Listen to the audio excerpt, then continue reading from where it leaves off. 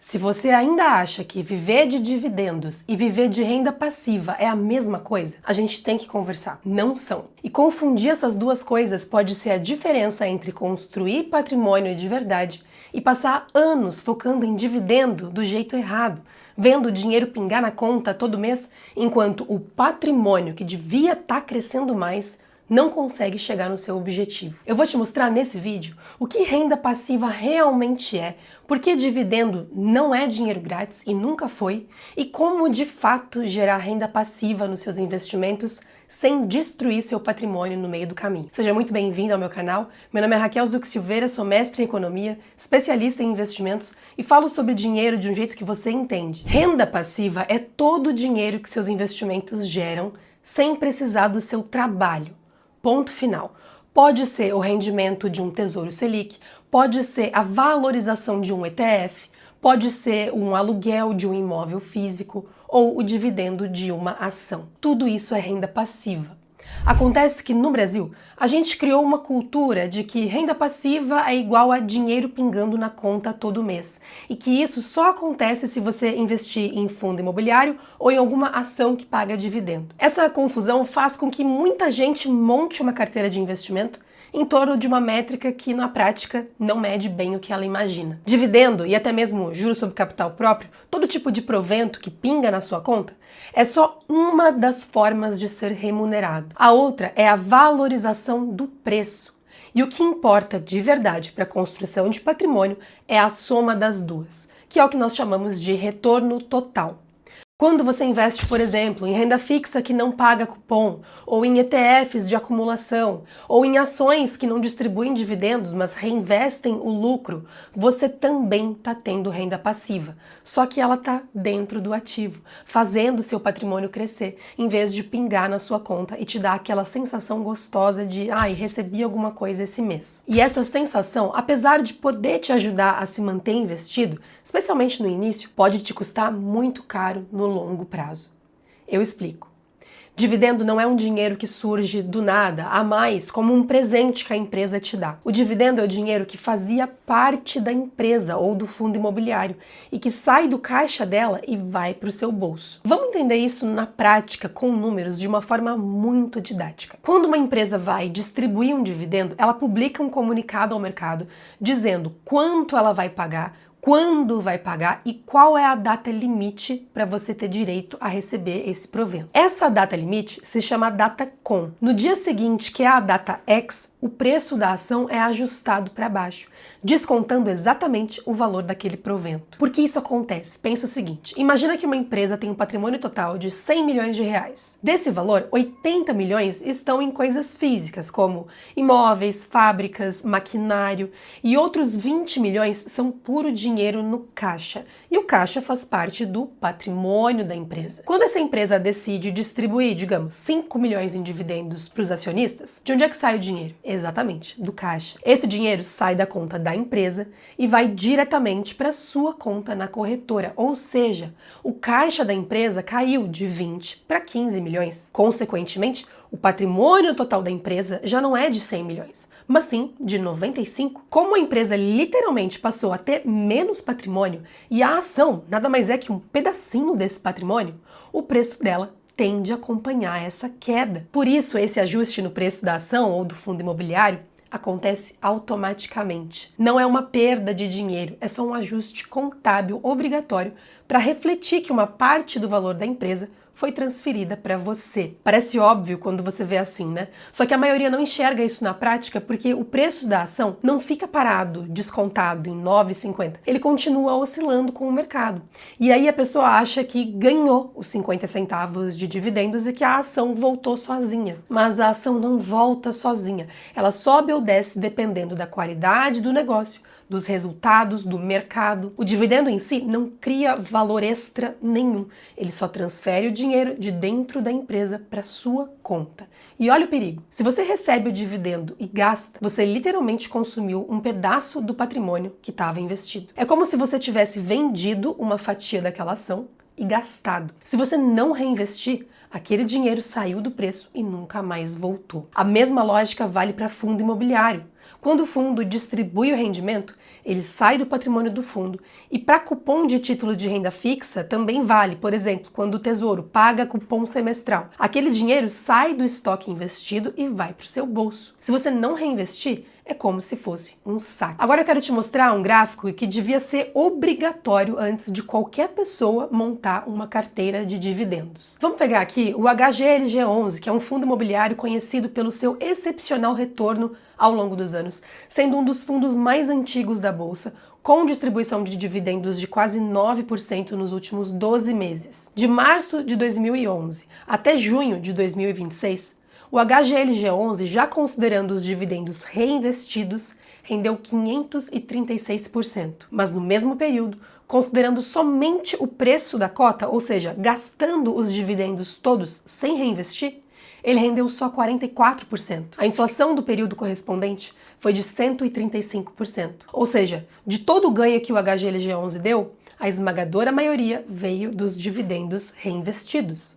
E se você gastou esses dividendos, ficou com menos de 50% de valorização em mais de 15 anos. Quem reinvestiu multiplicou o patrimônio por 6, mas quem gastou não venceu nem a inflação. E é a mesma coisa com ações. Empresas consolidadas que pagam bons dividendos costumam ter um retorno total alto, mas boa parte do retorno vem justamente do reinvestimento dos dividendos. Outro exemplo explícito sobre como o dividendo não é sinônimo de maior rentabilidade é a performance de dois ETFs gigantes e muito famosos no mercado americano, o SPHQ e o SCHD, um focado em qualidade e outro focado em dividendos. No gráfico, você está olhando o retorno total, ou seja, já considerando o reinvestimento de tudo, num período de quase 15 anos. O SCHD, inclusive, é o queridinho de quem foca em renda. Ele seleciona empresas pelo histórico consistente de pagamento de dividendos, além de critérios de qualidade. E ele foi muito bem. Entregou um retorno total de 472% em dólar no período. Nada mal. Mas o SPHQ, que não liga para os dividendos e foca estritamente na qualidade dos fundamentos da empresa, então um negócio com lucratividade alta, balanço redondo, eficiência, esse rendeu muito mais. 684%. A grande lição aqui é a seguinte: o que gera riqueza no longo prazo é crescimento dos lucros e eficiência do negócio, e não só a forma como a empresa decide distribuir seus lucros. Muitas vezes, uma empresa excelente que retém o seu lucro para reinvestir vai te dar um retorno total maior do que uma empresa madura que simplesmente distribui tudo que ganha em forma de dividendos. Colocar seu foco só nos ativos que pagam os maiores dividendos te faz deixar dinheiro na mesa. Mas Raquel, se eu não estou gerando dividendo na carteira, como é que eu vou viver de renda passiva? O caminho mais eficiente e o que a literatura financeira recomenda há décadas é simples. Você acumula patrimônio reinvestindo tudo. Dividendo, cupom, rendimento, tudo volta para esse bolo para os juros compostos poderem trabalhar na maior base possível. E aí, quando chegar a hora de se aposentar e usar esse dinheiro, você vai definir uma porcentagem de retirada segura por ano do seu patrimônio investido. Lembrando que dividendo recebido entra nessa porcentagem de retirada, porque é praticamente um saque. Na prática funciona assim: você estipula uma mesada de usufruto e vai anualizar isso, então multiplicar isso por 12. Depois você vai olhar para os dividendos e cupons esperados daquele período, ou seja, o yield esperado da carteira naquele ano, que é uma estimativa, e se esse yield for suficiente para pagar a sua vida, ótimo. Se paga a sua vida e ainda sobra, você reinveste a diferença. Agora, se essas distribuições não cobrem a sua mesada, você vai lá e vende um pedaço dos seus investimentos para completar o valor. Como seu patrimônio total cresceu e se multiplicou ao longo dos anos, vender essas pequenas fatias não vai secar a fonte. Você para de ser refém só do dividendo e passa a viver do crescimento total da sua carteira. Isso tudo junto, na prática, é renda passiva. Ah, mas Raquel, e a isenção do imposto de renda dos dividendos? Se você baseia a sua estratégia financeira da sua vida inteira na regra tributária de hoje, você corre um risco gigantesco. A regra tributária muda. Dividendos já foram vistos como dinheiro sagrado, intocável no passado, mas a corda está sempre apertando. Hoje mesmo, o dividendo já não é mais isento. Dependendo da sua faixa de renda e de como você recebe, o leão já abocanha uma boa parte no ajuste de imposto de renda, de pelo menos 10%. Imagina projetar a sua tranquilidade para daqui a 10, 15, 20 anos, acreditando cegamente que o governo nunca mais vai mexer em tributação de fonte de renda. Planejar o seu futuro dependendo da boa vontade tributária do Estado é no mínimo ingenuidade. O seu foco tem que ser em acumular patrimônio do jeito mais eficiente possível e não em montar uma carteira só para tentar fugir de alguma regra tributária hoje. E eu sei que vender o que você acumulou pode parecer doído, pode parecer que você está comendo o seu patrimônio, mas saiba que gastar o dividendo tem o mesmo efeito, é um saque automático. E quanto é essa porcentagem que você pode usufruir do seu patrimônio? Essa é a pergunta de $1 milhão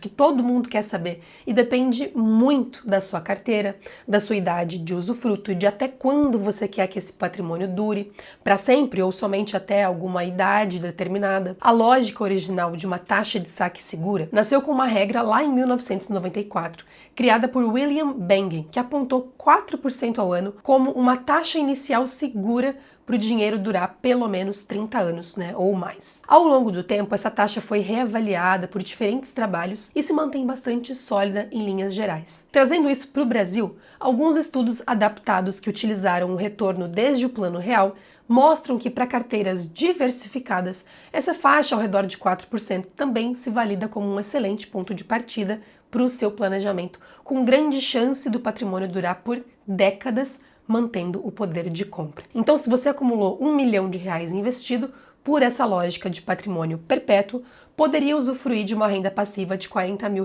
por ano. Fazendo isso, o patrimônio tende a se manter ou até mesmo crescer ao longo do tempo sem esgotar, porque o rendimento do que sobra continua trabalhando. Agora, eu sei que focar num patrimônio perpétuo não é factível nem necessário para todo mundo. Na vida real, o planejamento financeiro não é uma receita de bolo. Ele precisa ser modelado para a sua realidade, para os seus objetivos. Se a sua prioridade, por exemplo, não é deixar uma grande herança, é possível prever saques maiores com esgotamento programado de patrimônio. Nesse caso, isso deve ser feito com uma boa margem de segurança matemática para garantir que o dinheiro dure o máximo possível. Repara que você não precisa de ação que paga dividendo, nem de fundo imobiliário.